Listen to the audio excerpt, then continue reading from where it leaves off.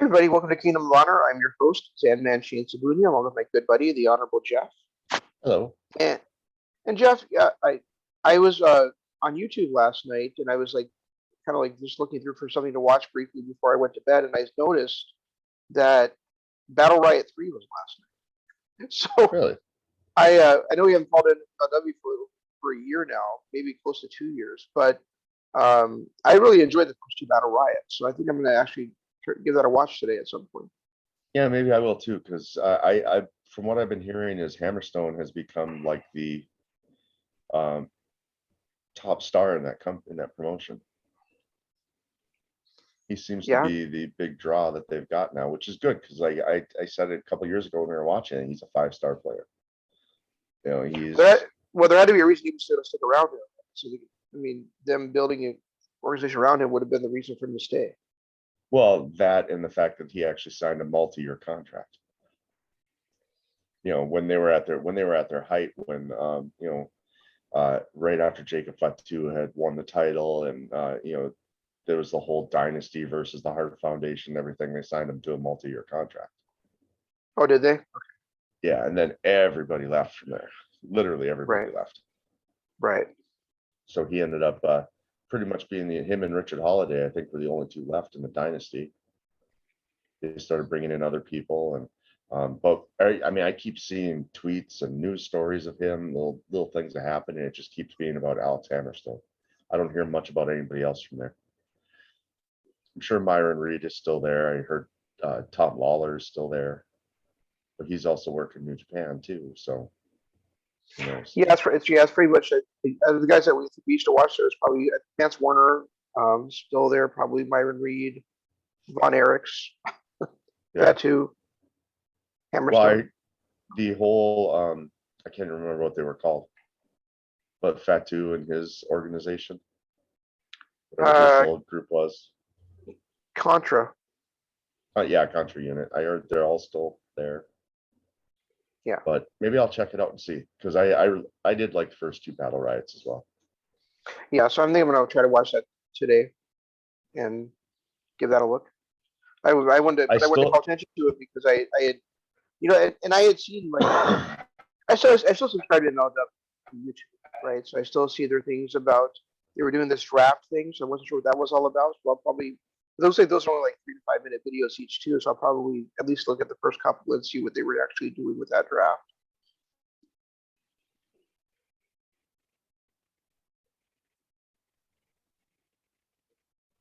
And you're all frozen up on my end.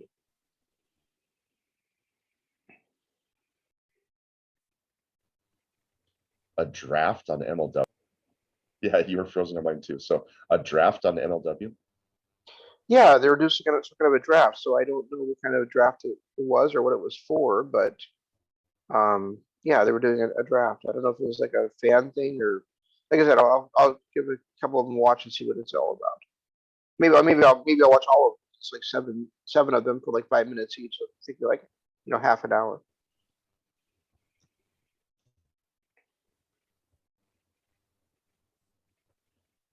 Yeah, you keep freezing up, man.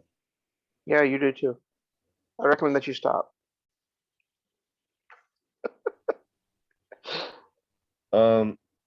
This is about wiffle ball, dude. This isn't about the wrestler.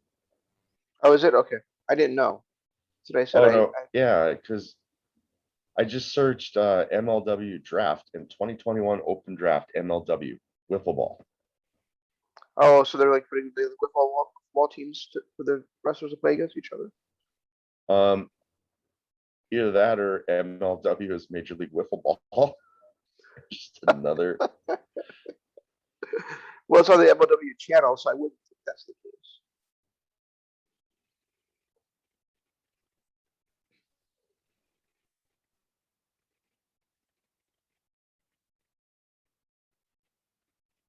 What the hell is this? Major announcements.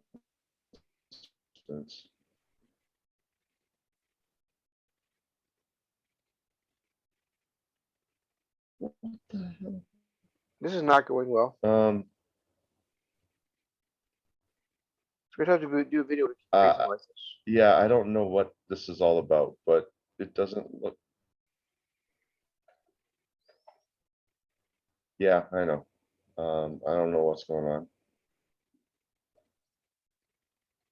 I got full internet,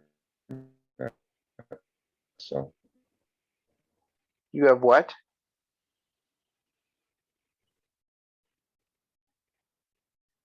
Yeah, you're completely frozen on my end. yeah. Look, I have no clue what this is. I've seen wiffle ball, so I don't know, especially.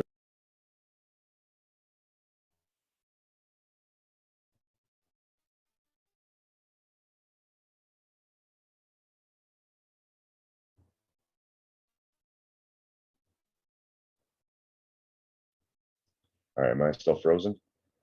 Yeah, you're still frozen, man.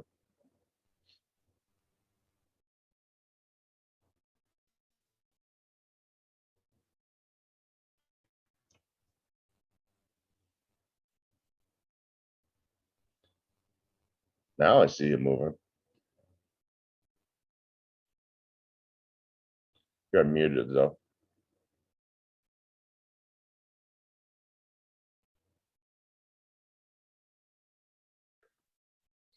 Okay. Well, maybe they're doing something fun with their wrestlers while they were on quarantine or something, and so while they were shut down. Because I think they just recently started doing new shows, other than they were doing those taped ones, like the underground ones. Right. But I think they just recently started actually doing live shows again. So maybe they were just kind of doing something fun with that draft. Yeah, possibly. I don't know. I'll watch like an episode or so. I'll watch the first episode and see what it is. But yeah, there's it keeps referencing wiffle ball and everything that I see. Yeah, interesting. All right. So I just wanted to mention that to start with, so I didn't forget. But I'm really enjoying. I stopped watching Dynamite for a while, mostly because I was just kind of tired of them. Like just like carrying over storylines from Dark and Dark Elevation into Dynamite and expecting to like know what was going on. Well, yeah, I mean, But you got a I guy that really go ahead. I was gonna say you get a guy that walks in with a title shot, and they're like, "Oh, he's 10-0," but we don't know anything about him because it's the first time we've ever seen him. Right. And so that still kind of annoys me a little bit. But I've been watching Dynamite every week, regardless, and the last 2 weeks have been just amazing, absolutely amazing. And now with the Mm-hmm. new news, they just brought in Andrade recently. Now Nick Gage is there. Yeah, look at that. We've got Brian Cage, Kristen Cage, Adam Page, um, Ethan Page, Nick Gage. I think I just want a Cage Page Gage battle royal. That's all I want. Just all of them in the ring at the same time. That would be a battle for the ages. Who else is there? There's another Cage too, right? Brian Cage and someone else. Christian Cage. Christian Cage, yeah. That's just insane. It is. Two cages, a gauge. It kind of makes you understand why that sometimes not let people use their names, right? Just not getting confused.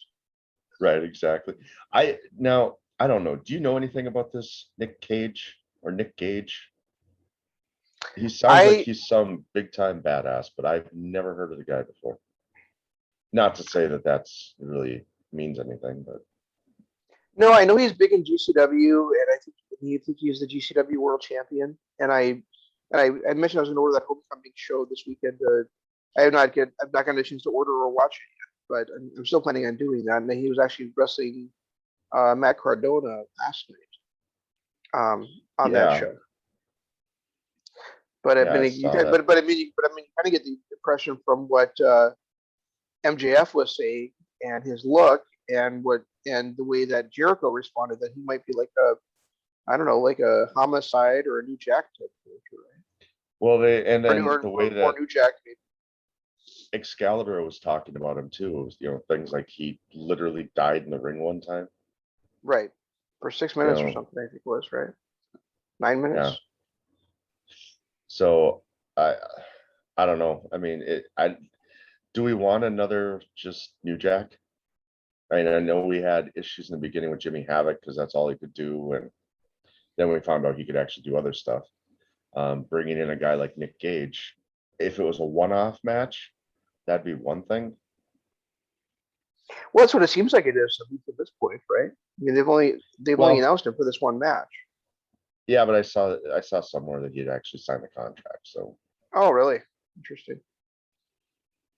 Whether that's true or not, I guess I don't know. There's so many rumors about contracts right now, especially with AEW, that it's hard to figure out what's real and what's not. No, I mean, to answer your question, no, I do not want a New Jack or a Sandman or that type of.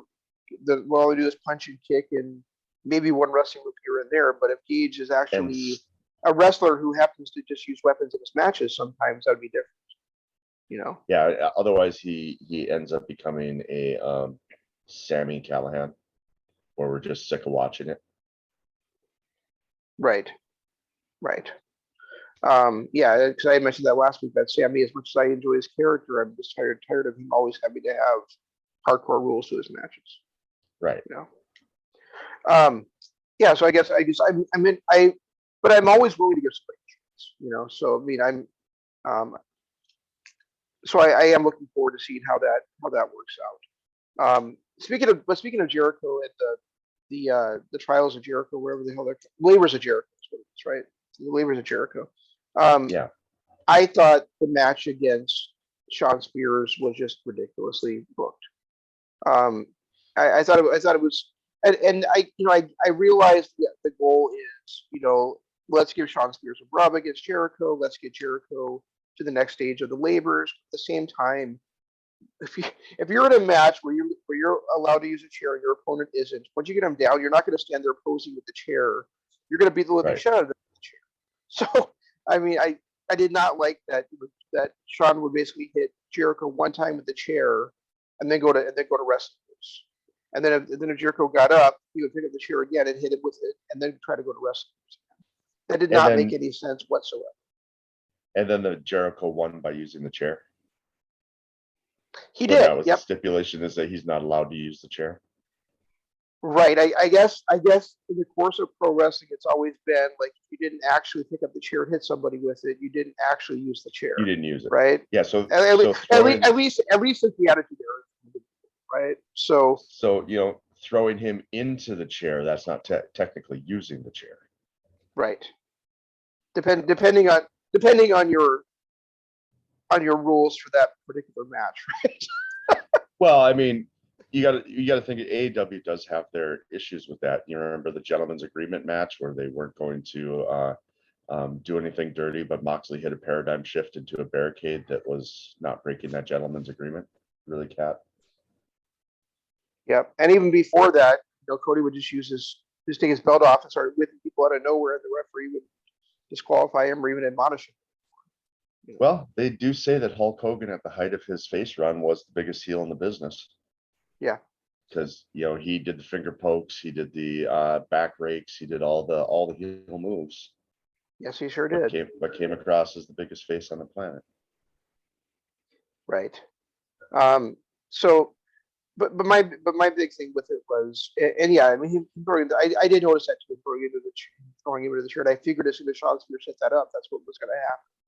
But especially when he went to get another chair, instead of taking that off there to hit him with it, it was pretty obvious that's the match was going to finish. But my big thing with it was, if you're allowed to use a chair and your opponent isn't, why would you stop beating with the chair? Especially when the idea is, I don't want this guy getting to my leader to be able to have a match with him. Right. So. Yeah, and I mean they're taking a twist on it. When he was talking about the next challenger, I thought for sure it was going to be Wardlow, and then to have Nick Gage come in, which I know nothing about Nick Gage, so I kind of want to do a little research before Wednesday, just to see what he is.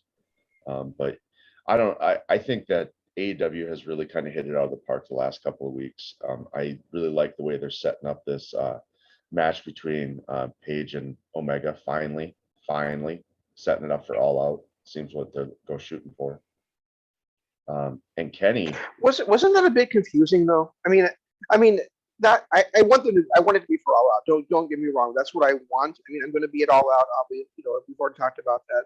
And if I were to have been able to like handpick what's the main event I want to see it All Out, it would have been Kenny Omega versus Cage. So not only would I do I think that's probably the biggest match they can do right now that they haven't already done on a major level, but I also just think it'd be so perfect for him to come back to Chicago and win the title at his second opportunity at it after losing to Jericho. But I thought it was very weird the way they set it up, just because, not the match itself, I think the match itself is fine, but they implied the match was going to happen later on in that show, and it didn't. And then it didn't happen last week. They never said it was going to be 2 weeks down the road, and so I was anticipating at the end of Fyterfest Night 1, didn't happen. I was anticipating it at Fyterfest Night 2, didn't happen. We're finally getting it a Fight for the Fallen. Right. Yeah, and I mean, I guess I didn't hate the promo things. I mean, they kind of been setting it up, but they didn't. Then to throw in this 10-man stipulation, if Dark Order and Paige wins, then then Paige will get a title shot. It really hasn't been AEW's way to start promoting a match. Start building for a match a month and a half ahead of time. Right. So I'm kind of, usually it's a title match gets announced and then 2 weeks later they have it. So it's kind of interesting to see how they're doing this, and if they really can hold off until All Out for the big payoff. Yeah, I agree. I mean, I think they can. The problem is, I guess they really haven't said so, but I mean, they've kind of implied, because of the way they've been booking it, that you have to defend that title at least once a month, right? And he hasn't defended it at this point, I don't think, since. Oh no, it defends against Jungle Boy, right? So it's been about 2 weeks now since he's defended it. No, it's been longer than that, because he's had the last couple of weeks. I mean, he came out a couple of weeks ago and said that he, now that he's faced everybody, he's got no one else to wrestle, and then he got interrupted, and then, so 3 weeks ago now, yeah. Yeah, so you would kind of expect he has to defend it, and maybe they're not going to book it that way, but it just kind of feels like he has to defend it for All Out. At least once, yeah. Right, because we're still looking at, it's now, 5 weeks away, 6 weeks away from All Out? Right. Yeah, so that would be like 2 months almost between the time or it would be 2 months from the time that he defended it against Jungle Boy, and he would defend it against Hangman Page if it was not until All Out. I think the biggest surprise, because I didn't see it coming, I was hoping it was possible. I knew it was going to happen eventually, but that somebody was going to beat Moxley, I just did not expect Lance Archer to do it. I'm glad he did. I thought that was fantastic. That was a fantastic match. I thought it was a great way to get Archer over, because he's had so many big moments already in that company, but he's always fallen short in his title matches, right? And now even though it's not for an AEW title, it took place on AEW programming, and he beat AEW's biggest star in Moxley. Right. So that was a huge moment, I think, for Archer. Yeah, it was great. I'm glad somebody finally did it. I'm glad it's a guy that's already over in New Japan, so they can keep the whole they can keep this running with AEW TV in New Japan and everything. Having him defend titles, and who's he defending against next week? Hikuleo, yeah. Hikuleo. Yeah. So that'll be an interesting thing, because isn't Hikuleo actually bigger than Lance Archer? He is, and I haven't seen him wrestle in probably 2 years now. And when he debuted, kind of like was like a lumbering kind of big man guy, but I've also heard, that he really is the most talented of that family. So it'll be interesting to see. It'll be interesting to see how he has developed the last couple of years and how that match, comes out. Well, hopefully it's a good match. I guess I've only seen him in some 8-man tags, so I don't really know much about him. Yeah. So, but getting back to the Elite versus Dark Order and Hangman Page, I guess the best way for them to extend this to All Out would be if the Elite wins that match, right? If the Elite wins the match, and then the Dark Order and Hangman have to kind of like put aside their title shots, but then Hangman does something else to win that opportunity. That's really the only way to extend it another 5 weeks. Unless Page loses to Omega in such a way that that he is granted like a rematch by. There really isn't an authority figure there, right? So it would have to be like Khan coming out and saying, "You're not going to do this again, Page. You're facing Omega, or you're not going to do this again, Omega. You're facing Page again at All Out with these stipulations, whatever they are." I mean, if they win by pinning 5 or something, and then 5 has to wrestle Omega in a non-title match, and if he gets the victory, then Page will get a championship. Something where Page like dominates the Elite, just dominates the match and everything, but something stupid happens and 5 eats the pin. Then but it's an elimination. Oh, is it? Yeah, it's a 10-man elimination match. I don't know. It'd be interesting to see. Unless it comes down to Page versus all 5 of them. That's what I was just thinking. Unless it comes down to Page versus all 5. And then, like, if he, or at least Page versus the Bucks at the rate. Well, if it was Page versus all 5 and he rolls through Good Brothers and Omega, just gets like a silly roll up by Omega and then gets super kicked while he's celebrating his pin over Omega and loses that way. Mm-hmm. Then he has the, hey, I pinned Kenny Omega under his belt, and they could use that to keep the storyline going. Right. Hey, you lost your one shot. Oh, wait, but I beat you. I do really enjoy that there is no authority figure in AEW. I do. I enjoy it so much, like that the champion actually has this ability to kind of set these terms, right?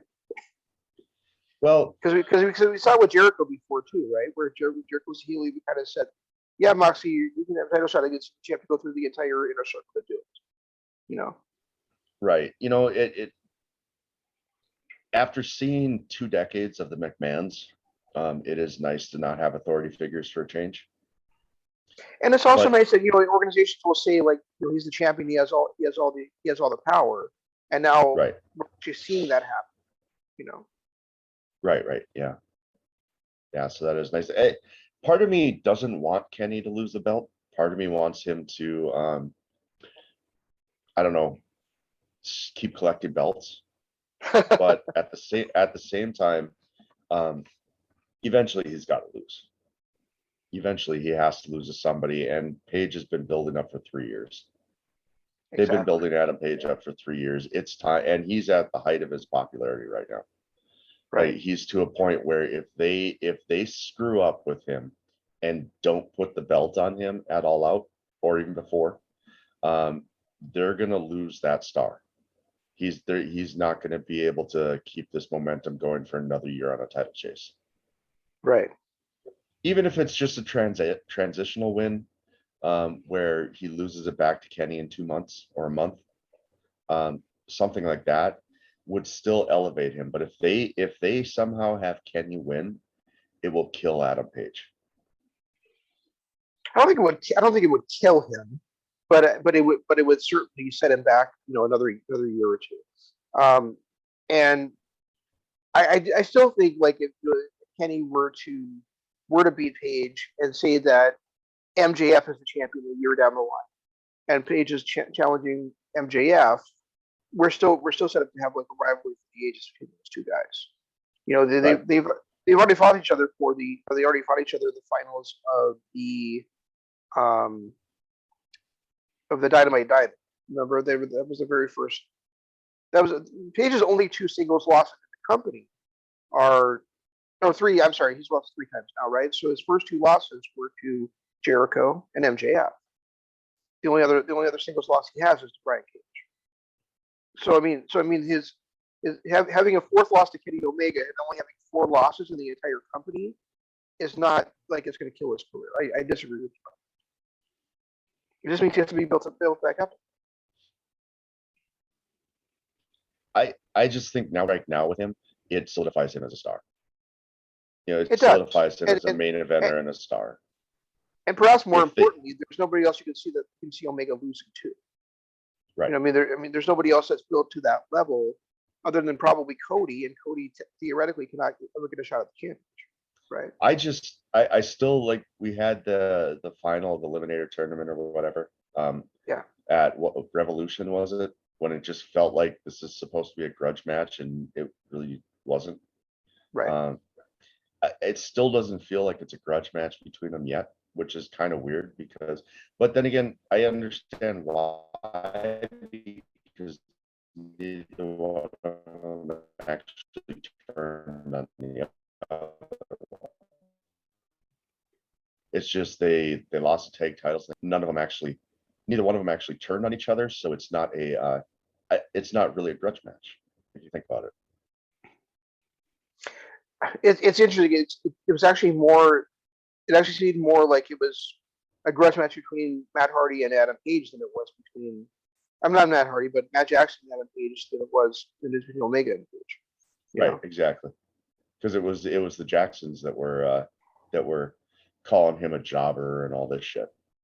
Right. You know, and he was always, you know, Kenny was always his friend. I was his friend. They were teasing the heel turn by Page, but it never actually happened. Then they lost the titles. And then after they lost the titles, they just kind of both went their separate ways. And that's when Kenny started being a heel, started slow burning to a heel.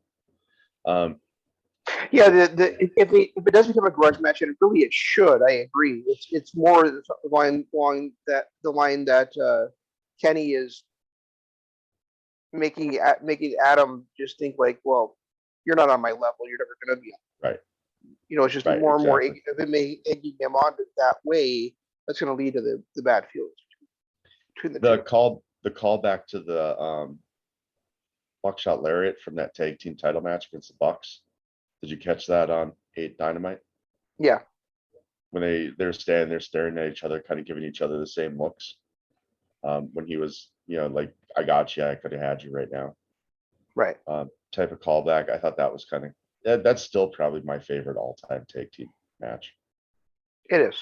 I can't think of, I mean, the Bucks versus the Golden Lovers was great. Okada and Ishii versus Golden Lovers, but that Page and Omega versus the Bucks is still my all-time favorite tag match.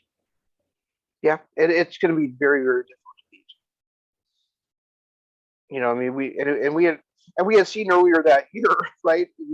Seen earlier that year, Mustache Mountain against Ciampa and Gargano, and that match was great too. Great match, yeah.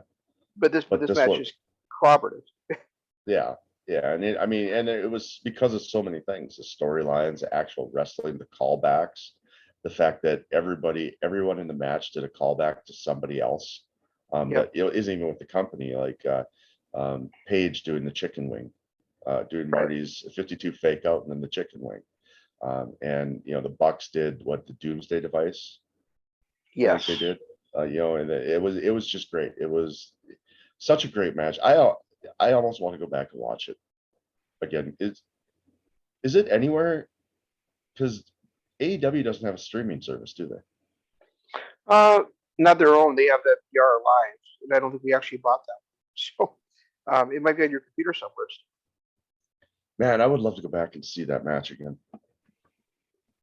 That's at this point too. I AEW should have a really streaming service. Yeah, I was gonna say I really wish they would develop a streaming service.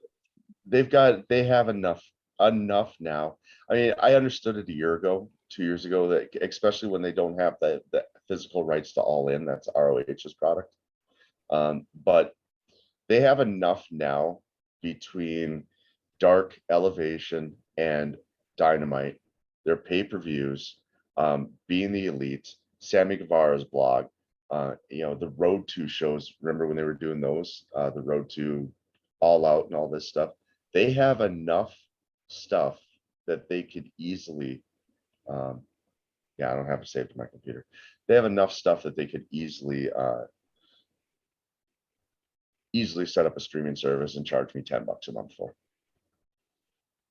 Yeah, I think. Well, I don't know. I mean, $10 a month. Yeah, I suppose 10 would probably be okay if they included the pay-per-views. But I would expect that they would probably set it up like Impacts, where the pay-per-views would not be available for a few months down the road. Right. And I don't know. I don't know that I'd be willing to pay $10 a month just to be able to see the past pay-per-views and the past items. Well, they would have to have some original content and things like that. Maybe if they did it like the WWE Network was, where you pay $10 a month, you get the pay-per-views for free, type of thing, and then had the content that they already have. They could start working on little documentaries and things like that. They could work on other stuff going forward. But at this point, there's been enough content that I would love to be able to go back and watch again. Like I would like to go back and watch that Jungle Boy versus MJF match from a couple of years ago.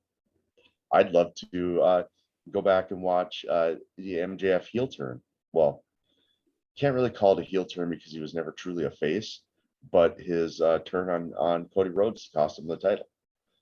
There are matches throughout this that I'd love to go back and watch again, and I just can't. I guess the one that seems to my mind that I'd like to go back and watch, two of them, would be the Pac versus Omega 2 out of 3 Falls match. Yeah. And 30-minute Iron Man match. And that's what it was, an Iron Man match. Sorry. Then the Ray Phoenix versus Nick Jackson. Just any Ray Phoenix match, but definitely that one. Yeah. And then there's been so many other things because they do, I give them credit for giving us pay-per-view quality every single week, but at the same time, I think that's kind of their downfall because they don't let a lot of storylines breathe. Like, we could have gotten a whole month lead up to Jungle Boy versus Omega. Instead, we had it a week later. True. I also want to give them massive credit for a couple other spotlight things they've been doing. Like, I really would have preferred that Wheeler Yuta stayed in Ring of Honor. But if he's going to be in Dynamite, I like that they're giving him some spotlight actually on Dynamite, not just on the dark shows. Where he is. Even if right now he's a protege of Best Friends and Orange Cassidy, just him getting out there and getting exposure against high-level guys like Sammy Guevara, and who did he face off against this week? I don't remember. The Fyterfest Night 2. It's Darby Allin. So because Wheeler Yuta got to wrestle both night 1 and night 2 of Fyterfest, just like Darby Allin. That's really cool. Whatever happened to his partner that he had in MLW? I don't remember who his partner wasn't in MLW. Jimmy Yuta. He was Jimmy Yuta and somebody else. I know that. I just don't know who it was. Because I remember when they broke him apart in MLW, they were acting like Jimmy Yuta was nothing, and he was and this other guy was the next big thing. It wasn't Myron Reed, was it? No. I'll look it up. But then also I really liked how they spotlighted Carl Anderson against John Moxley. That was a fantastic match for those two too, to open up Dynamite Fyterfest Night 1. And then Carl Anderson against, not Carl Anderson, but then Doc Gallows against the Elite Hunter, Frankie Kazarian, was also a really good match. And Right. and I thought and I really liked the fact that Kazarian lost because it makes his quest that much more believable that he's going to stumble, he's going to fall against a guy that's especially that much bigger than him. Wow, there is nothing about him in MLW. He doesn't even have a Wikipedia page. He's a talented kid, though. Yes. Speaking of Carl Anderson, have you watched this week's Impact yet? I have. So you saw the Jay White stuff against. Yeah, and I thought it was great that he pointed out that when he and Omega faced each other, it wasn't Omega that won. Right. Well, and what was the other thing? Oh, saying that Carl Anderson peaked when he lost in the finals of the New Japan Cup in 2012. Yep. I can't remember what he said about Doc Gallows, but Jay White actually talking it more so than he does, because he doesn't really deliver too many promos unless he wins the main event in New Japan. So seeing him actually deliver promos is very, very entertaining. It goes on to prove everything we've been saying about Jay White being one of the greatest ever, even at such a young age. Yeah, and there's a great Twitter post I shared with you too, where one of them showed Impact or showed a Slammiversary with White and Omega the ring together, and the other one showed the end of Money in the Bank with John Cena and Roman Reigns at the end together. It said one of these two pictures is two of the greatest wrestling superstars ever, and the other one is John Cena and Roman Reigns. Yeah, that made me laugh. In fact, I actually saved that. It's on my phone because it just made me laugh. But yeah, we were talking. You and I had kind of a side conversation about this, and it's worth bringing up. But when Andrade came in, the first thing he said is, "I want a title match," and Kenny's like, "No, you haven't been here. You got to earn your stripes." Right. You gotta, you haven't been here. You have to, it's on wins and losses and everything. And if you look back at the last three, the two rumored upcoming title matches for SummerSlam and the last match that we just had at Money in the Bank. Edge walks in after 3 months off and immediately gets given a title shot. Cena, after 3 years off, walks to the middle of the ring. He's got a title shot against Roman Reigns for SummerSlam. And Goldberg, who is arguably one of the worst technical in-ring performers of all time, in the last 4 years has now had 6 title shots. 30 years past his prime, has had 6 title shots, won it twice, and now has another one against Bobby Lashley at SummerSlam. It's weird seeing the way that WWE does things when you look at the way every other company in the world does it. Japan, you have to earn your title shot. Very rarely are you allowed to just walk out and say an attack. Very rarely do you get a moment where like a Kenta will walk out and attack Kota Ibushi and get a title shot for it. Right. Like even like Shingo, he got his title shot because he beat Ospreay in a one-on-one match. Okada got his title shot because, he's Okada and Ospreay had something he had to prove. When you look at Japan, it's usually you got to win a tournament to get your title shot. Even AEW, while I disagree with the way that they kind of use the ranking system when it's convenient, otherwise, and they throw the whole ranking system out the window when they decide to just have like a battle royal or something. At least you have to win something to earn the title shot. You can't just show up after 3 years and say, "Yeah, my name's John Cena. Give me a title shot." And not only does it make sense if you have to come back in and earn it, but also it's so jarring to viewers of that program to you're watching week to week to week, and you're watching these guys rise up. And all of a sudden, somebody else comes in from 5, 10, 20 years ago, and all of a sudden they get a title shot out of them. Yeah. And I saw somebody say, well, who else has the big star power to put Bobby Lashley over?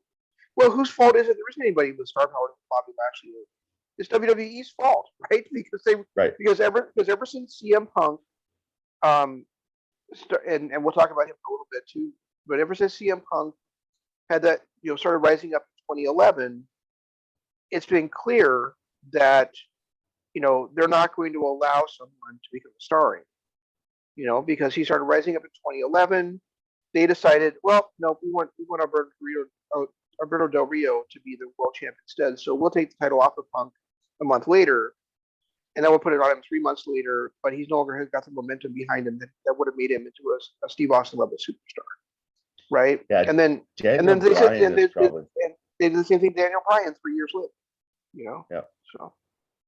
Yeah, I mean, Daniel Bryan was organically coming through the ranks. And granted, when he did win the title at WrestleMania 30, it's still one of the greatest moments of all time. But that lead up to WrestleMania, all they did was bury Daniel Bryan. Yeah. He'd win the belt, they'd strip him of it. He'd win the belt, they'd strip him of it. He'd win the belt, they'd strip it. And then they did nothing but tear him down in promos, calling him a B++ player and all this crap. No, Jeff, they did not strip him of it. They held it in the meetings. Oh, yeah. Same thing. I know. I thought it was funny that they praised him. Sorry, go ahead. It's like he was organically rising to that Stone Cold level, right? With the fans. And when Stone Cold rose, McMahon just went, all right, let's do this. When anybody else since Stone Cold has tried to start rising to that level, they shoot him down, they fire him down. Dolph Ziggler, another one. And then they get behind their hype machines and they push them down people's throats, whether people want it or not. Roman Reigns, perfect example.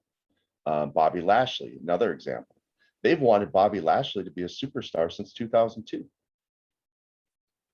But even with guys like Reigns and Lashley, I don't think they're ever going to let them get the popularity of somebody like Austin or Rock or Cena. No. They're not going to let them, even with the company driving that popular, they're not going to let them get to that level anymore. Yeah, I think Cena because they don't want anybody to be above the brand, just like the NFL doesn't want anybody to be above the brand. Yeah, I think Cena might have been the last, and as much as hardcore fans hate Cena because he was a vanilla babyface for 15 years. He did put on some great matches, and a number of great matches he was involved in. So you can't just say, oh, he was carried by CM Punk, really, because he had this amazing match against AJ. He had this amazing match against Kevin Owens. He had this, at some point you have to give credit. Yeah, Umaga. Yeah, at some point you have to give John Cena credit for the talent he had. He was able to resonate with their core fans, which is the kids. The kids are the ones who talk their parents into buying shit. And he was able to resonate with the kids, and he's a good-looking kid. He could cut decent promos. Actually, there were times he cut great promos. And then when you look back at his rapper gimmick and how he rose through the ranks to begin with, he was a legitimate superstar.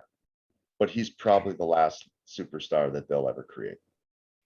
My friend Chad Matthews, he had written about wrestling in quite a while, but he and I had a conversation about his book, The WrestleMania Era. If you haven't read that, I know you don't read, but that book is fantastic. Where he went back and basically took like the 99 best superstars from the Attitude Era, from the WrestleMania era, and he put together a bunch of numbers and ranked them from 1 to 99. Or maybe it's 90. Maybe it's 1 to 90. I can't remember exactly off the top of my head right now. But are we talking just WWE wrestlers and what they did in WWE, or everybody? No, it was.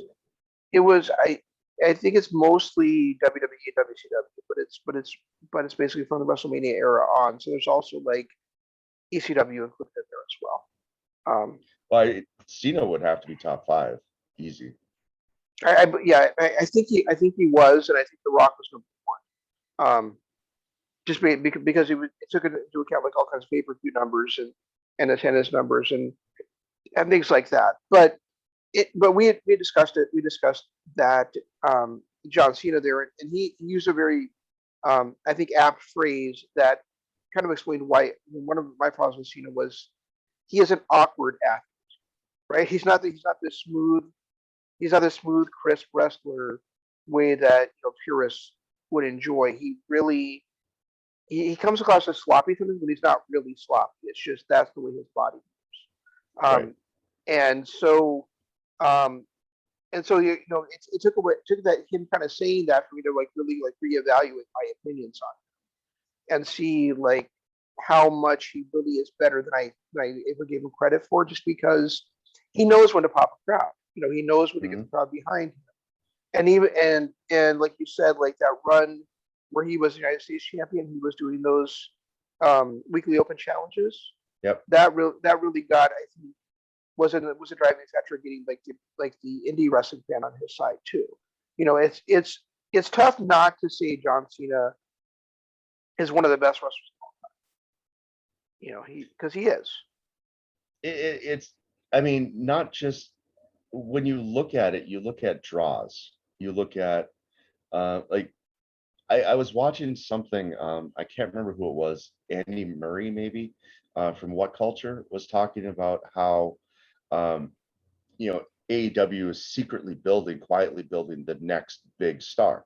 Like right now, when you look at wrestling, who's the biggest draw in the country, in the world? It's Kenny Omega. People are on him like white on rice. They can't stand him for this reason or that reason. He's doing his job.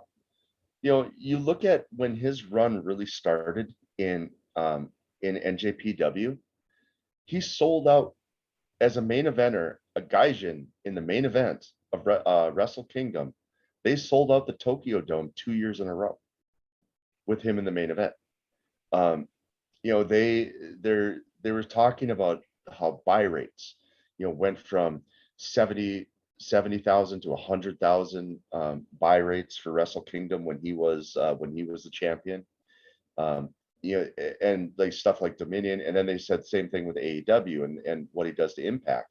Like Impact, their buy rates for this last pay-per-view were almost triple what they've been for Bound for Glory. Were almost triple what they were 3 years ago. And a lot of that's because of Kenny Omega. So when you look at straight superstars, who is a superstar in the world right now, it's Kenny Omega. John Cena was that same thing for WWE for almost 2 decades. Well, no, good decade, because about 2005 to 96, 90, or 2005 to 2016, he was their biggest draw. And Omega's doing it for 3 promotions. He's doing it for because you and I are going to, because I am going to buy Triple Mania this year, and I would not do. Oh yeah, and I'm going to watch that. I'm definitely going to watch that. And I would not be doing it if Kenny Omega wasn't the champion there.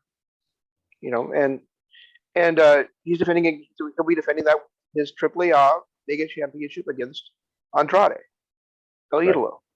So but then he's also doing it for him. Kenny Omega and Rich Swann in the main event of Rebellion, and the Kenny Omega and not Moose, but Sammy Cowan in the main event of Slammiversary, are huge, and we might be getting Kenny Omega versus Switchblade Jay White in the main event of Bound for Glory. There was talk about it being that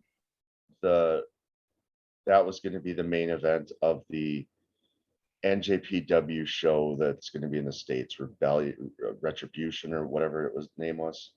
Resurgence, but White's defending against David Finlay that night. Yeah. Okay. All right, because I'd heard rumors that it could have been Omega versus White as the main event of that show. I don't know. I know we're in a different world now. I realize that, but I also know that Omega had very strongly implied he was never going to wrestle for NJPW. He said he would never wrestle in Japan again. No, he wrestled for Japanese promotion since then, just not for NJPW. Oh, is he? Yeah. Oh, I guess we'll see. Yeah, he's also I can't remember which organization it was, but what's his reason for never wanting to perform for them again?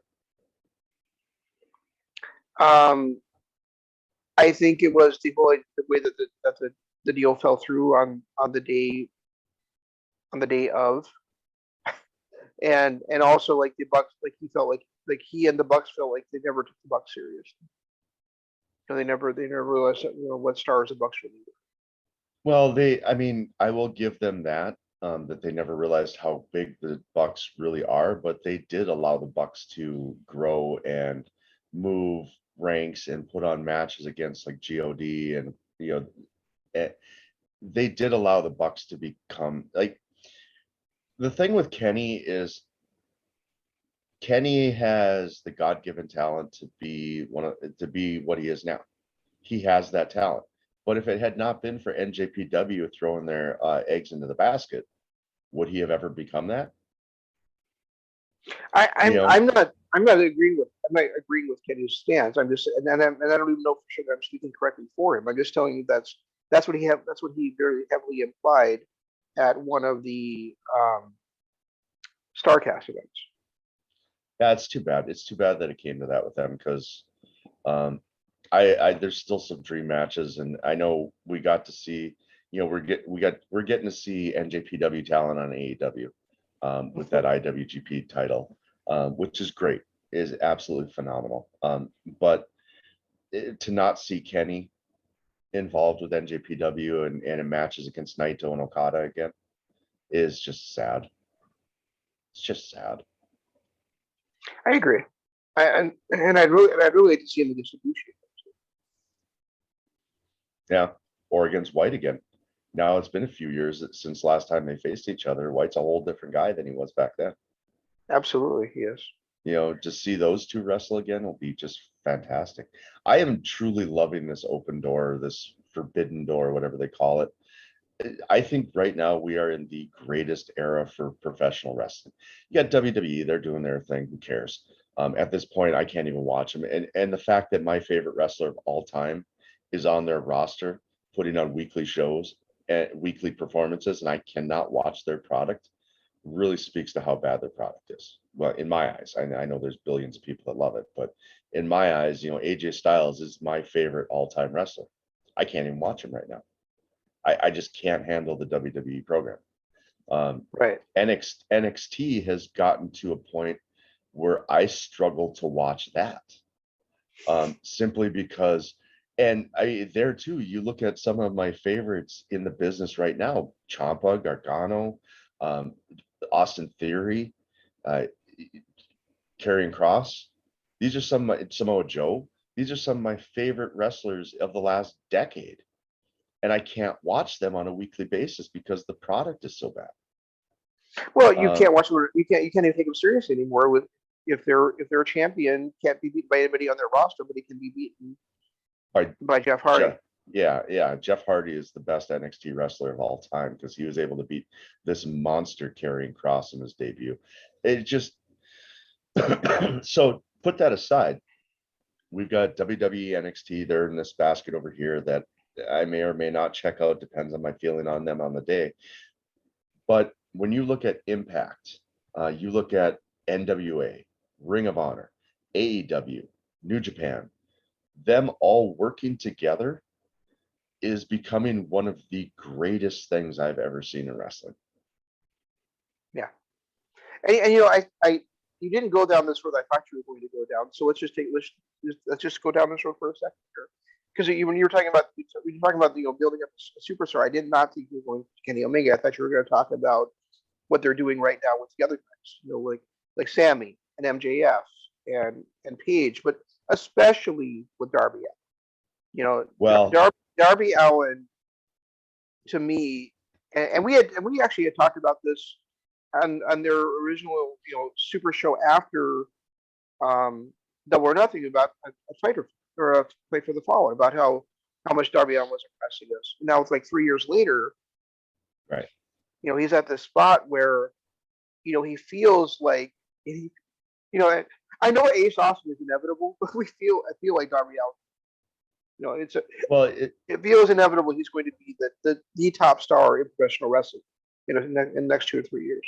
The only problem I have with Darby Allin is I can see him being kind of a niche product where he's going to be really, really Undertaker-ish. Like there's going to be the fans that love him, love his character, but at the same time, there's going to be some fans that are like, yeah, I respect him, but I think. You think so? I mean, it seems, and I forgot to see Jungle Boy in that sense, but well, and that's but it feels like the two biggest.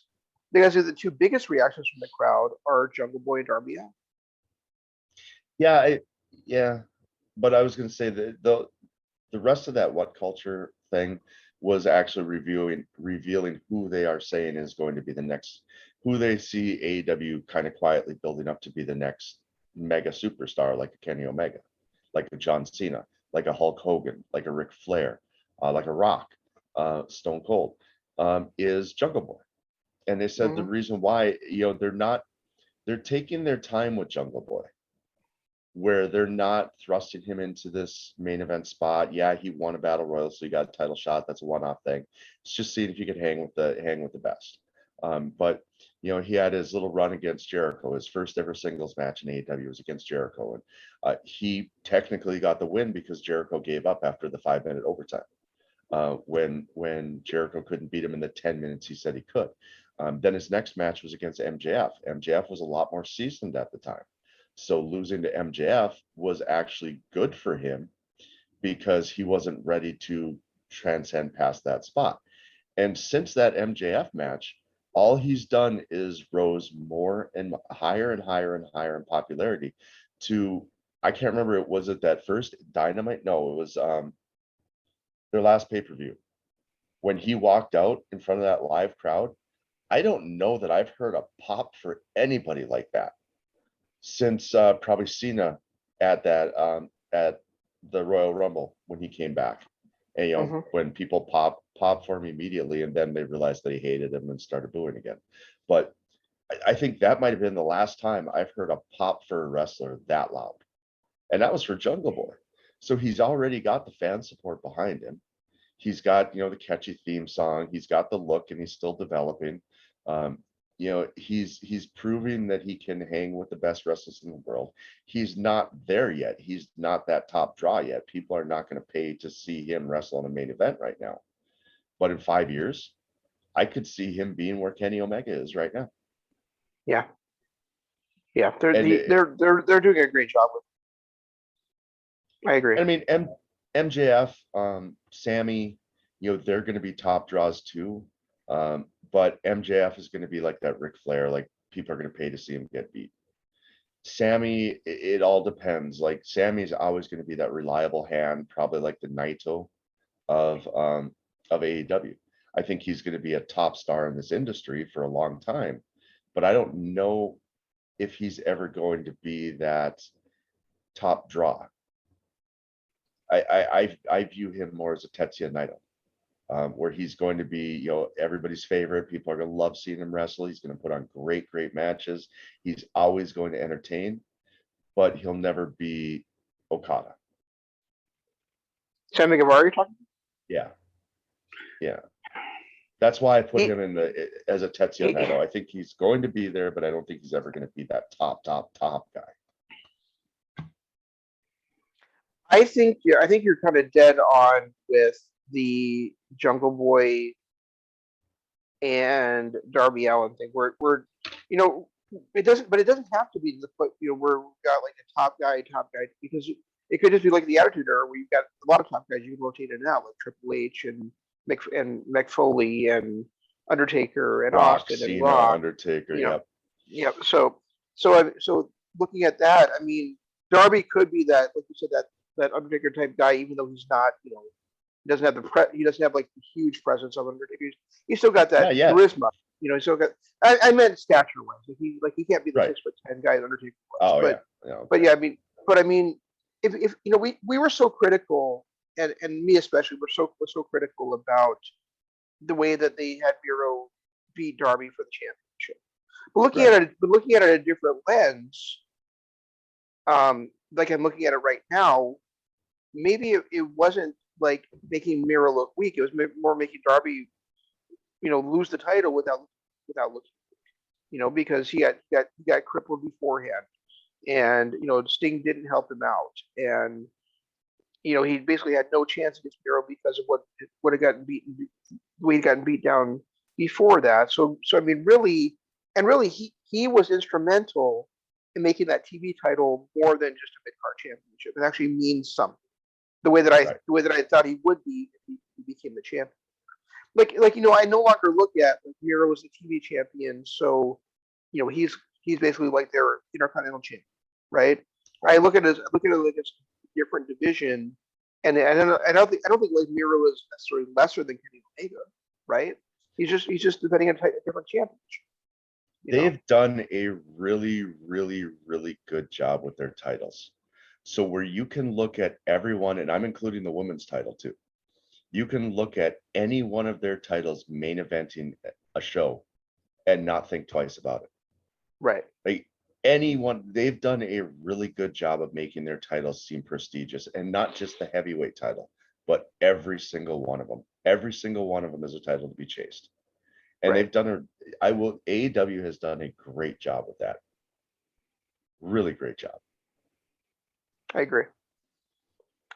Yeah, but yeah, and I told you this earlier in the week too, but I feel like Dynamite has been so on fire the last 4 weeks. Like, it's just been so tightly written, and you don't realize how much is actually happening, and nothing feels like it oversees its welcome. Nothing feels like it gets a short shift. I think they're just doing brilliant wrestling television, right, on a week-to-week basis. Yeah. And I know that's something that is a little bit of a heartache for you sometimes, because you're like, well, yeah, they're doing such great wrestling television on a week-to-week basis. Why do I want to bother with the people? But at the same time, I feel like they're doing a great job of balancing that out. Like, they're doing great matches on a week-to-week basis. At the same time, they've got these long-term storylines that have these great payoffs to them. That's my opinion. Still trying to figure out who the hell Jimmy Yuta wrestled with as a tag team. And I really go ahead. I found it's Jason Cade. Okay, whoever that is. Yeah, exactly. But when they broke up that tag team, Jason Cade was the guy they put all their apples in, and now 4 years later we're still talking about, well, now Wheeler Yuta, but I don't even know who Jason Cade is anymore. Now I lost my. Oh, I really I was very, very happy, and I know the crowd was too, and I think you probably were too, Jeff. But I was very, very happy to see Chavo Guerrero appear on AEW Dynamite this week. I was too, as the new advocate for Idolo. Especially considering the last time we saw him was unceremoniously in a Feast or Fired match, getting fired from Impact, TNA at the time. And Chavo is a guy that I never really felt like got his due. I felt like he was a whole lot better, especially when he was with Eddie, than he got credit for. I really feel that way. I really enjoyed him in Lucha Underground too. Yeah, he was good there too. Yeah, it's nice to see. I mean, even if he's not going to wrestle, it's nice to see him there in that role. I do think he's a very good talker, and I think him representing Idolo is going to be great. And I did see something about the original plan was, going forward for it to be another Guerrero representing Idolo, like she did originally when first debuted. And there was some backlash about it. I'm not sure where the backlash came from or from whom, but if it led to Chavo being there instead, I'm fine. Backlash on Vicky representing him? Yeah. Really? I know you weren't too thrilled with the idea either at the time. No, but I don't know if you're what kind of backlash would have caused them to change course, I'm over it. It's been 15 years now. I'm over the excuse me. Just that screeching excuse me. It's having a negative response where it used to be like, oh, good, now we got a good storyline coming out to, oh my God, X-Pac heat. Go and just get off my TV, Vicky. Gotcha. It's just become that for me. I think she does a good job with Nyla, but I think her being exposed as much with a guy who's going to be a main eventer is going to wear on me quickly. Gotcha. Yeah, I can see that, I guess. Yeah, I can see that. All kudos to Vicky, though. I mean, she had no business being in the entertainment field or anything like this. She was, the wife who was behind the scenes and everything, and she took the ball when was given the chance and turned into a hell of a performer. Her run with Edge and Big Show and even Dolph Ziggler there for a while was some amazing stuff. I like what she does with Nyla Rose, and this is somebody who had nothing to do with the entertainment business. She was just the wife of one of the greatest wrestlers of all time. For her to take the ball the way she did, I got to give all credit to Vicky for that. That she did an amazing job becoming what she's become. Yeah, I mean, it basically was just kind of like a pity off of WWE, right? Like, we know that you lost Eddie. We lost Eddie too. We know that you need a paycheck. Why don't you come try this out for us? And look how iconic she's become since. Right, exactly.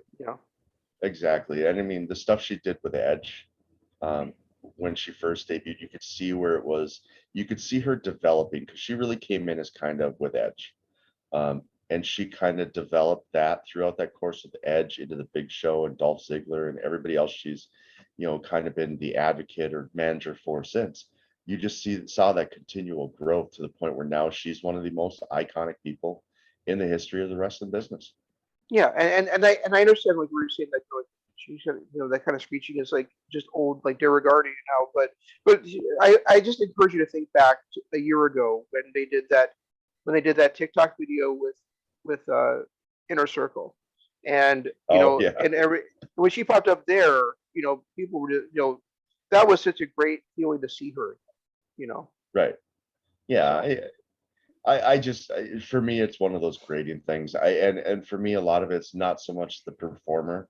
It's just, I'm tired of it. Kind of like people got with Cena being the vanilla babyface. People started overlooking every good aspect of his career, every good aspect of what he did in the ring, because they were just so tired of seeing the same old, same old. And for me, that excuse me screech has that same effect on me.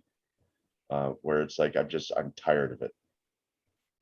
If she can get past the excuse me and I can hold on till she actually starts cutting a promo, I'm usually pretty good. But it's just as soon as I hear the excuse me, that high pitched excuse me screech, I'm like, I turn off the TV. I just can't do it. Do you remember when we watched that NWA anniversary pay-per-view 3 or 4 years ago? Yeah. And do you remember like what guy on there just like drove us crazy? We didn't understand like what was going on there. I mean, it was the first time we saw Sammy Guevara, right? But it's also the first time we saw another young superstar, Ricky Starks, right? Yep. And did you hear the way the crowd reacted to him being the new FTW champion? Yep. Could you ever have imagined that when we first saw him? No, and I think since he's been even when he was in the NWA, when he showed up in NWA, I couldn't stand him. But once he signed with AEW, he's really started to grow into being a performer, and I really enjoy him, especially when I started paying attention more to Dark and Elevation and hearing him on Dark doing commentary with Taz and Excalibur. It brought out a whole new version of him that was just fun to listen to. I still think one of the best broadcast teams that I've heard in a very, very long time is Excalibur, Taz, and Ricky Starks on Dark, because they they somehow don't sound like they're calling a match. They sound like they're three fans watching a match, ribbing each other the whole time while they're doing it, but still paying attention to what's in the match. They just sound like they're having fun. They're three fans having fun. And it's enjoyable to listen to them. But yeah, Ricky Stark says, when I heard him cut that first promo on the NWA 70 show, I immediately hated him. Like I knew I was never going to like him ever. Right. No. Right. But then, and then the other guy too that we hated on there I still can't stand is Dexter Lumis. But right. Yeah, I know what you're talking about because we both hated him at the time when he came out and cut that promo. We're like, what the hell is this guy? And and seeing the way that Cage was turned on, and the way the crowd kind of loved the fact that he was turned on, right? They're like Right. cheering, they were cheering so hard for Starks hitting that spear and for Starks being the FTW champion. It was like wait, wow, like is like the entire world in on this joke against Brian Cage, and it kind of, as much as I enjoy Brian Cage, I had that feeling of Schadenfreude, right? Because I hated what he did with Impact. I hated how he was the Impact World Champion. They basically just he just immediately disappeared from the program, right? I mean, he might have had 6 matches after he won the Impact World Championship, including the one he lost to Tessa Blanchard. Tessa. And then for him to show up and basically be yet another Impact champion that just kind of left on bad terms of the promotion, and then show up as a heel, no less, in AEW, and then for him to kind of have the star continue to keep dropping. Like I said, as much as I enjoy him in the ring, he kind of deserves it. He needs to. I find it hard to believe that as a babyface, the crowd won't eventually get behind him just because of the way he can move in the ring and his size. And he's almost like a John Morrison or AJ Styles, and eventually the crowd's going to catch on, in my opinion. Right. But I do feel like he deserves at least this little bit of a doubt. He needs to stop being the Kurt Angle of now. And when I say that, I mean, when Kurt Angle first started out in the business, he stole everybody's moves, everybody's sounds. Like he was doing the Ric Flair woos. He stole I can't think of his Ken Shamrock's ankle lock. And belly to bellies, and belly to bellies. And Chris Benoit's rolling Germans. Yeah. Yep. He stole all that. And that's why Brian Cage has kind of gotten to that point with me too, because he took the Who Better from a guy played Mortis. What was his name? Chris Kanyon. He's got the Kenny's Terminator clap. Yep. I hope he's so talented in the ring that I really, really hope that he does kind of develop his own. Even when he was and I really enjoy this Wolverine. That's really cool. Yeah. But we've been on for over an hour now, so let's talk about the other big news. I was going to ask you, Jeff. Do you think I'm even going to have a building to leave all out? Or do you think that I'm going to have a crater to crawl out of to try to get back to my hotel in Chicago? Well, it sounds like Daniel Bryan is for sure signed with AEW. Mm-hmm. Literally everything I'm seeing here is Daniel Bryan is signed. CM Punk is still in talks. But I've seen reports that CM Punk is signed too. That even WWE thinks he's already signed. Oh, really? I haven't seen that yet, but I have seen. I've seen quite a bit on Daniel Bryan absolutely signing. And part of the stuff, even What Culture was reporting that he has signed a deal. And part of it was because he wanted to have the freedom to wrestle in Japan. Yep. And they've got a working relationship with Japan. So. And I also saw that Living Color just this morning followed both AEW and Daniel Bryan. Oh, really? And Living Color are, for those who don't know, are the ones that sing Cult of Personality, CM Punk's many-year theme song, and two different promotions. the cons have the money to pay the expense, to pay the copyright for that. If they can pay for the Wild thing and for what's the name of the song? The Baltimore song, Jungle Boy. Yeah, that one. Yeah. Tarzan Boy is the name of the song. Yeah, that one. It still drives me insane every time I hear Wild Thing come up, and then John Moxley walk out. I miss his old music. I just don't think it fits him, but I mean, I guess I'm getting more and more used to it because it's happening. I have been so like, I don't know. It's weird because like CM Punk, for so long I wanted to see him come back, right? And then like the last couple of years, I just been like, well, it's been too long. But then you think about the fact that it took Christian Cage, didn't wrestle for 7 years either. And we always say it's not the years, it's the mileage. Well, Punk only wrestled for like 13 years, 14 years before he retired. And so now coming back after a 7-year layoff, even though he's like what 3 or 4 years younger than me, so he's in his early 40s. I think he's 42 if I'm not mistaken. He still I think would have plenty of gas in the tank, especially on a sporadic basis. Well, yeah, and I mean I think he'll be fine. I mean we're watching proof of wrestlers being in their 50s and still performing at high levels. I mean, Dustin Rhodes, perfect example.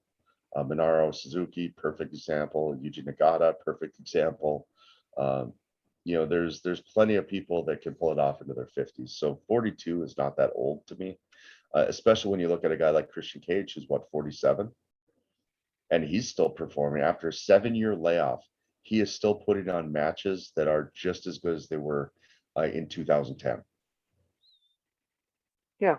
So age doesn't bother me anymore. This, as from ringsidenews.com, 8 hours ago, CM Punk is 100% confirmed to appear for AEW in Chicago. Yeah, exactly. So,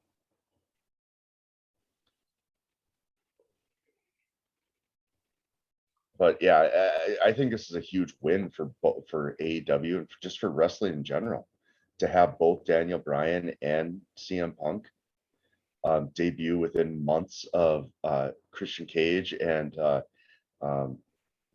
Andrade and Malachi Black. And if they're able to manage this talent without making it all about the top 6 or 7 people, I think they're going to be able to do a great job with keeping everybody relevant. Yeah. That's the other thing I guess we did not mention, but Malachi Black and Cody Rhodes being in the same ring at the same time twice, with both guys with the all white of Cody with his white, with basically his gold hair and then the white suit, and then you've got Malachi with his black hair and his black suit.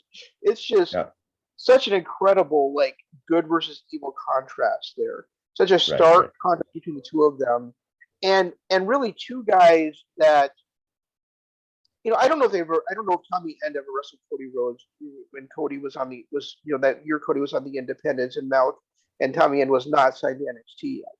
But those two guys in the same ring, I think, is just going to be a colossal collision on Fight for the Fallen this week. I really enjoy those two against each other, and I would if they fight each other again at All Out, I'm not going to be sad at all. I mean, this feels like a rivalry that could go for months, doesn't it? Oh yeah. And and as much as you and I are so hot and cold on Cody sometimes because it feels like he doesn't really know how to be a babyface, I think those two guys against each other could be a rivalry for the ages. It really, really does feel that way. Well, and not just that. I mean, Malachi Black is another guy that we couldn't stand him when we first saw him. Right. And then we talked about it before, his match against Ciampa kind of turned our feelings on him, and now Yeah. he's that kind of guy that I could see walk into a feud with Cody and not be upset about it. Just because I think they're gonna have great chemistry together. They're gonna put on good shows. It keeps Cody busy and away from any kind of title, and it gives Malachi Black some legitimacy right from the start.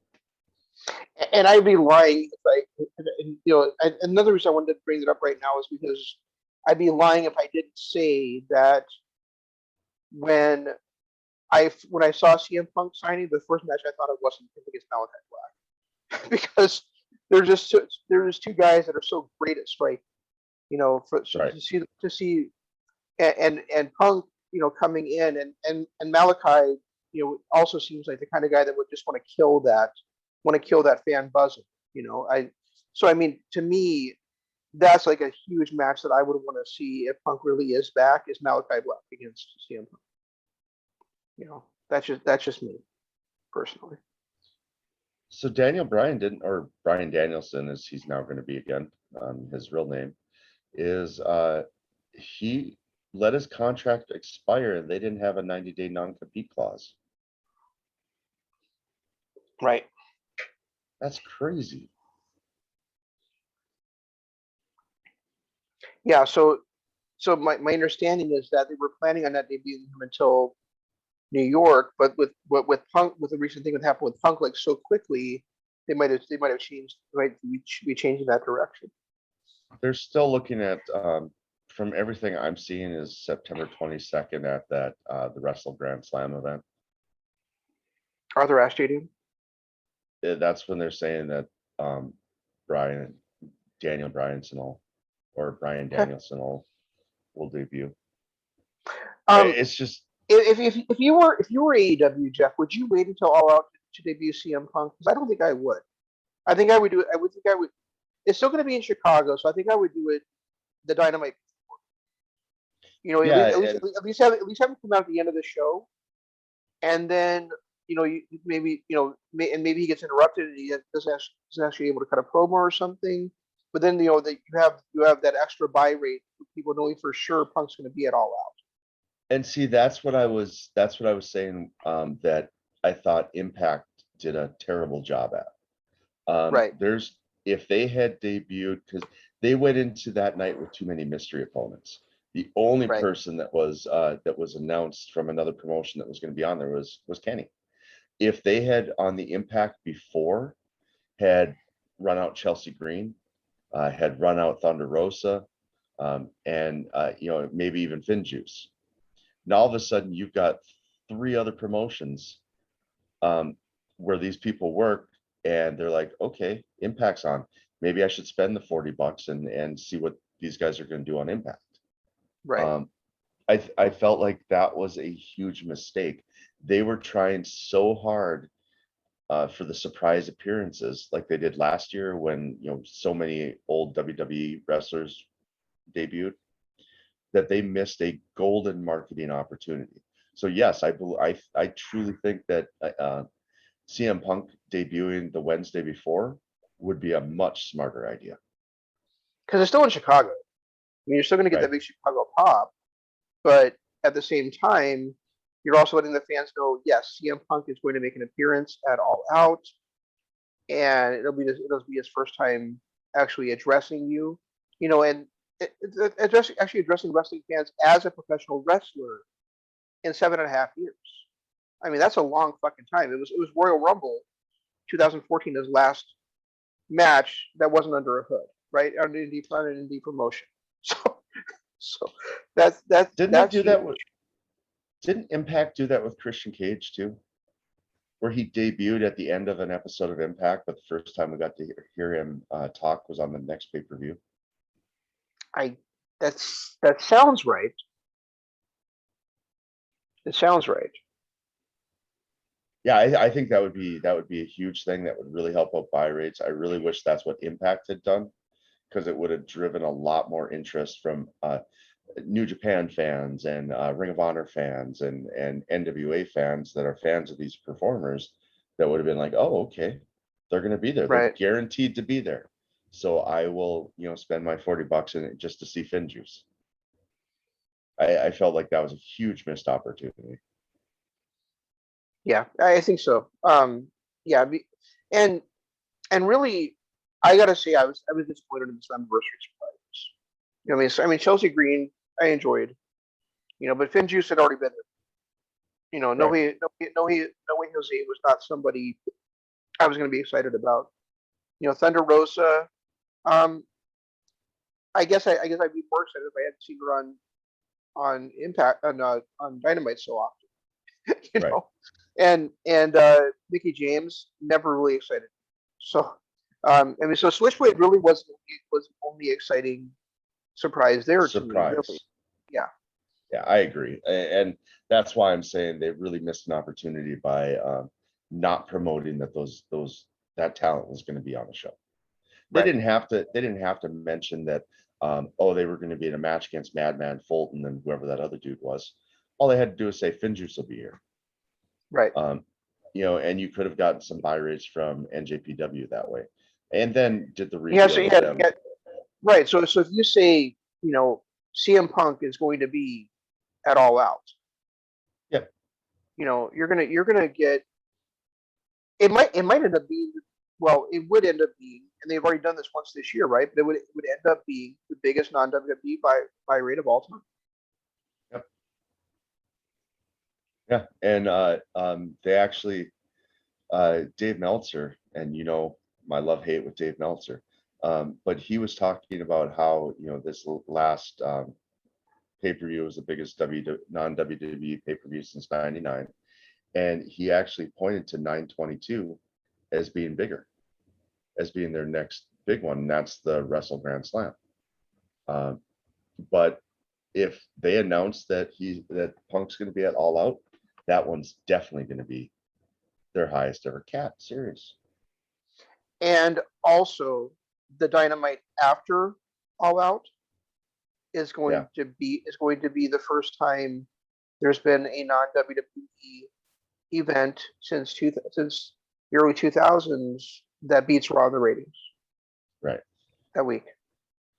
Well, they already beat Raw. They beat Raw in the ratings every week. Not Raw. Yeah. SmackDown. No, they beat NXT. No, they beat Raw. They beat Raw this last week. Did they really? Yeah, it's SmackDown that's destroying everybody because SmackDown's on an actual network. Okay. Well, then they'll beat SmackDown. I that carry, and that's the thing is like people are there's gonna be people that are critical about them signing guys like Christian and Matt Hardy and CM Punk and Daniel Bryan, right? But the thing is that these guys are not there to be their long-term stars. They're there to kind of groom other people along the way and carry the ship for right now, because we've already talked about they're building stars. They're building, we didn't even talk about Top Flight, but they're building Top Flight as a great tag team going forward, right? They're building Jungle Boy. They've got the varsity, not the varsity club, but the varsity blondes. They've got Sammy Guevara, they got MJF, they got Hangman Page. So they're really doing a great job of cultivating these young stars, but then also bringing in new guys every so often as well. Pac is another one. Pac is another one. Penta El Zero and Rey Mysterio. Rey Fenix. These are all guys that are not just great right now, but also rising stars that could carry the company. It could be called upon, just like the stars in New Japan, be tapped on the shoulder anytime they're needed to come in there, go in there and have just a great match and a great main event. Right. And that's one thing I do enjoy about WWE or about AEW is that, yes, they brought in this talent, and yeah, I get it. Jericho was the first ever champion. Well, who else in the company were you going to put it on? You needed eyes to the product. Jericho's the GOAT. He's the greatest of all time. Who better than to put it on Jericho to be the inaugural champion? So I'm not going to argue about that. And then people were like, well, Moxley won it next. Yeah, but Moxley is not, yes, he's an established star, but he's also considered still up and coming. because he's been in the wrestling business for a long time, almost 10 years, since he debuted with WWE, but he never really got his due with WWE. He was a freaking comedy act. So to have him win it as the Jon Moxley character, I didn't have a problem with that either, because I didn't view him as Bill Goldberg or John Cena coming in on nowhere.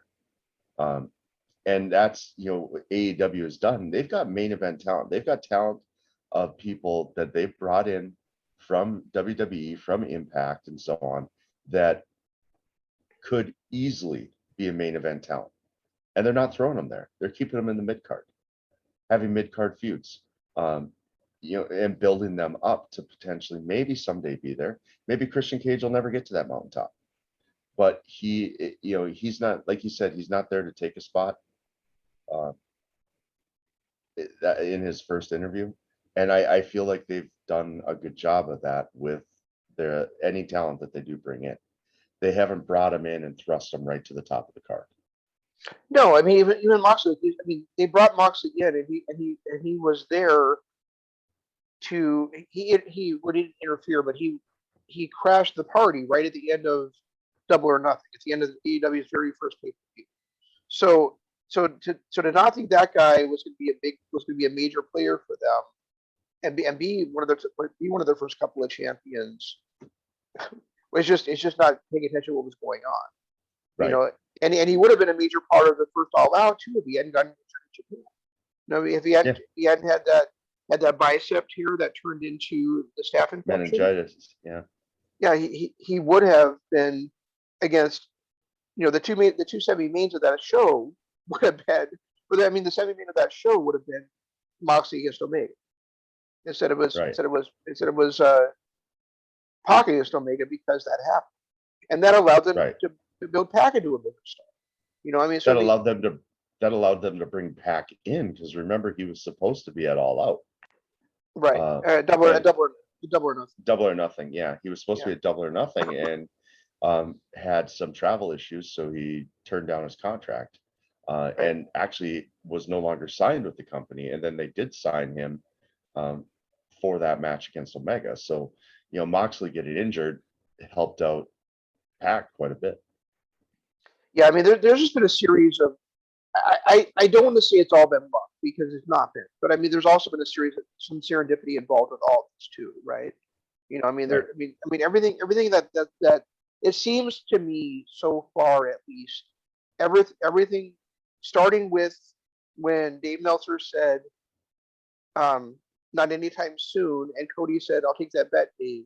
It seems like anything that anybody involved with the running of AEW has done has worked out very, very well. Yeah, and they do have issues. I'm not going to say that they're the greatest, because they do have issues. I still get annoyed the fact that I have to watch Dark and Elevation to understand the up and coming stars who are just going to appear on my TV with a title shot. To understand why Matt Sydal is the number 5 ranked wrestler in AEW right now. To understand a lot of stuff, I have to pay attention to Dark and Elevation. And that still annoys me, because I don't have 246, I don't have 7 hours of my week to devote to just AEW. Right. And now with the new show that's probably the one thing. Okay, I'm going to say it, and I'm literally just going to say it. That's probably the one thing WWE does better than AEW is, if they bring somebody up from NXT, they do a good job of explaining, what this person's been doing on NXT. Yeah, who it is. Whereas AEW kind of expects you to know who they are. They might give like a pre-introduction. Yeah, even if they cut a promo beforehand, not a promo, but a little video package beforehand. Showing some highlights of, like, I can't remember, Darius Martin, when he showed up with a TV title shot. It's like, who's this kid? I knew he was part of Top Flight. I had no clue why he deserved a TV title shot. Even doing like a 2-minute video introduction to show some of the stuff, moves he's been doing, and wins that he's had on Dark, would have made that moment a whole lot better. That's my one complaint about them. I think everything else, I think the way they're building stars, I think the way that they utilize the talent that they have, I think the fact that they give us great wrestling on a Wednesday and not build everything for the pay-per-view. I wish there were, the one complaint I have is that you have these guys showing up saying that they're ranked competitors and we have no clue why. Yeah. I mean, yeah, of course, I've complained about the fact that it seems like a pay-per-view is just a big Dynamite because they make Dynamite so great. But I can even look past that. If they would straighten out the introductions of new talent. Yeah, like I said, I think that's the one weakness, and but every organization has weaknesses. So I mean, it's like you said. I mean, it's still on a week-to-week basis.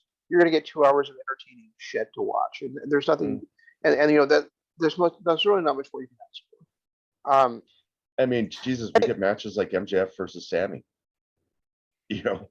Which is probably still my match of the year so far this year.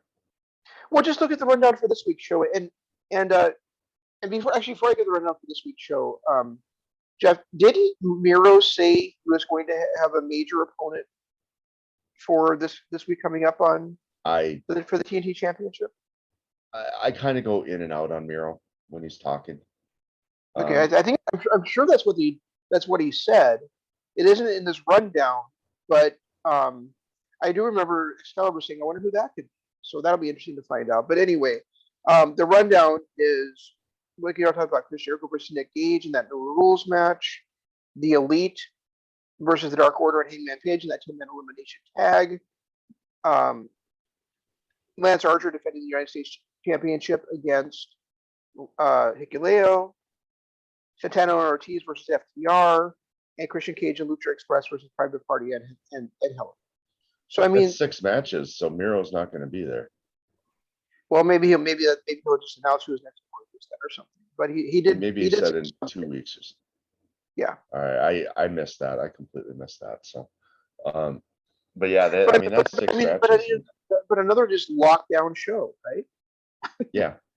It is a little concerning that they've got 6 matches and 2 of them are pretty big time matches. Well, it's actually 5. Oh, is it 5? Okay. Yeah. All right, 5's doable. They're going to have one throwaway match in there to make the other 4 be outstanding. So, you want a cap? I think the Elite versus Dark Order and Hangman Page has got to finish the show and got to be at least half an hour. Yeah.